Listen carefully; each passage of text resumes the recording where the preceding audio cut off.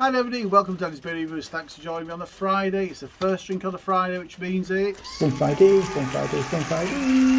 That's right, it's Fun Friday, and I still need to work on that jingle because it's still not quite right, is it? So Fun Friday, my first drink on the Friday is going to, on Fun Friday is going to be a party, or it's just started raining. You might be able to hear it on the roof. It's a fun or a party type drink. So I've had a couple of suggestions, some from the YouTube community, which I'm still trying to get hold of, some from some friends at work and family members. So today, drum roll please, I am going, looking forward to this one, I'm going with this one, which is the Skol Super, coming at 8% ABV. Got this from my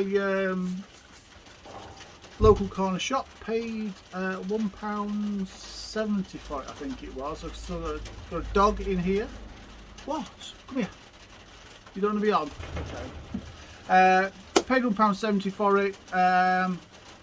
So yeah, yeah. I don't know. I'm thinking about this. It's a big half-litre can. Yeah, I never thought I'd ever drink Skol. It was big. There's advertised lots, so I'm just going to crack it open. There's advertised loads in the 70s and 80s. And there's a kid. I wasn't just a kid, was I? Growing up in the 70s and 80s, I do remember seeing these ads on the telly. And they made it quite a cool drink, really. They made it look quite cool. Skol drinks are scholars. Something like that was one of the taglines they used at some time. But as we said, I'm looking forward to it. If I'm being brutally honest, I kind of like the Tenant Super, which wasn't part of the series. I like the Tenant Super. I thought that was alright. I thought it was quite good. So maybe all these super ones are all going to be pretty similar and hopefully all quite nice. Don't know, we'll see, won't we? So that has poured clear. That has poured in a good, just over a finger, foamy white head. Good levels of carbonation. Dark straw, pale amber colour. Something like that. It looks like a lager. Well, you're going to drink a lager and it looks like a lager. You're halfway there, aren't you? Right, let's get a sniff to shall we? Let's see what's in it.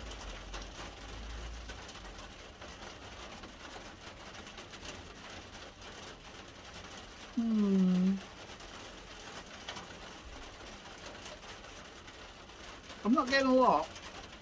It smells sweet. Haven't looked at the ingredients yet, but it smells like glucose type of some beers, particularly strong lagers like this. They do it with a lot of Polish ones as well. They put in glucose. I think there's glucose in the Faxa, which I do quite like. It used to be a guilty pleasure of mine, and there's normally a Faxa lying around somewhere. And it makes it sweeter. It makes it sweeter.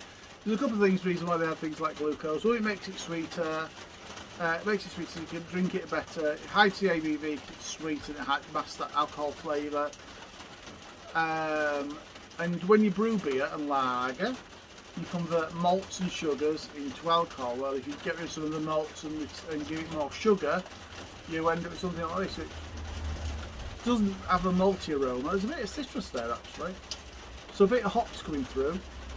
Smells a little bit lemony.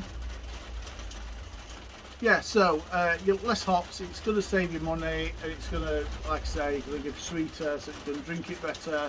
It's going to hide that ABV. So adding glucose to a cheap beer like this, that's fair, it is just a cheap beer. They want to make it cheap to produce.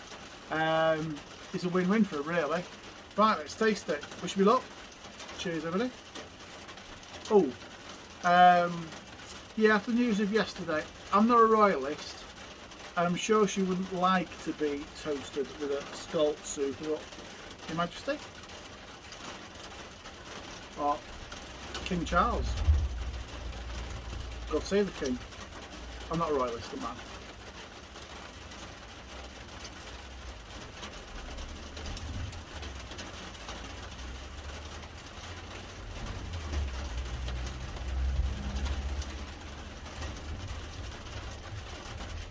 The rain is really starting to come down now.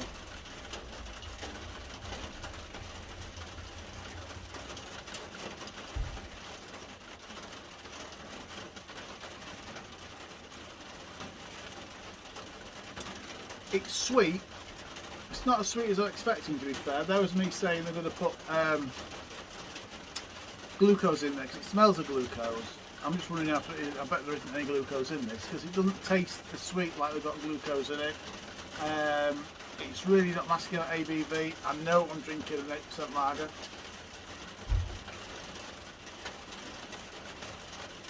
So it's not too sweet. It's hoppy. I am getting citrus through on this one. There's a fly in here trying to get out of the rain, I think.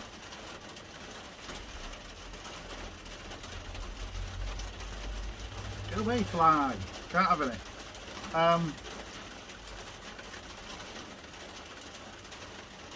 Yeah, you know what, the carbonation's alright. It's not overly done. Yeah.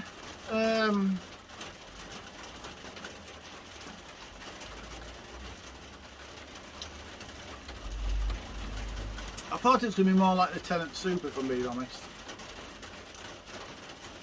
What if this is big in Italy?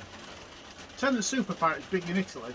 I think because of its, is that 8%? That's something like 8% ABV into it. I think it's seen as a sophisticated drink because of the high levels of alcohol. I think it's probably seen as quite a sophisticated drink. So not something the plebs would drink, or not the tourists, because it's not like a 4 or 5%.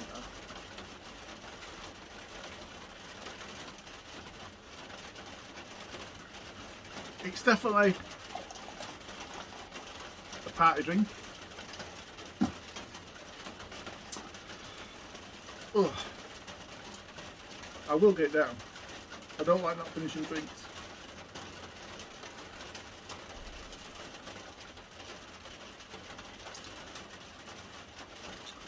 Yeah, it's interesting. When I bought this from the shop, I was interested who bought it.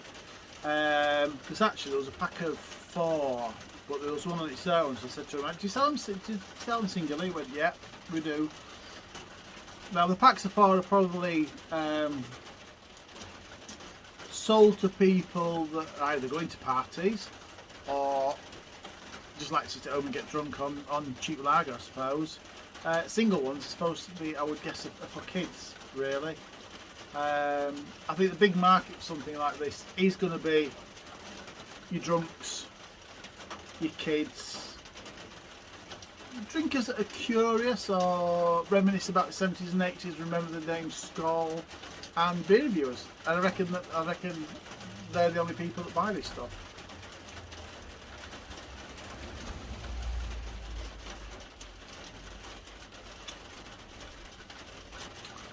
I'm not struggling,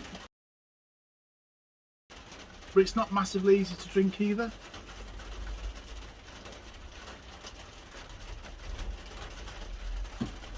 Just a little see if it says what's in it. Skol Super is a full-body, strong lager with a characteristic fruity aroma. There is a bit of citrus in there, I will give it that, and you can taste a little bit of citrus as well. There is glucose syrup in it. Water, malted barley, glucose syrup and hops. So they haven't put as much syrup in as I thought, because I thought it was going to... I think Untappd Super, there's a lot more in it, and it does mask the flavour quite a lot. It makes it a lot easier to drink. As drinks go, it's not that bad to drink.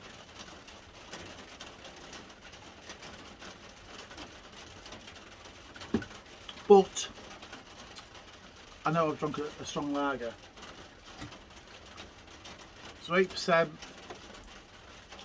Now that's got 4 units of alcohol. What's the recommendation? 14 a week, so 2 a day. 2 units of alcohol a day, so I've had twice my amount of recommended alcohol just now in one drink. Yeah, it's going to get you drunk really quickly, that, isn't it? Right, no malty flavour, a little bit of a mild sweetness. It calls it full-bodied. I'd probably call it quite harsh. I can taste the alcohol. There's a I've got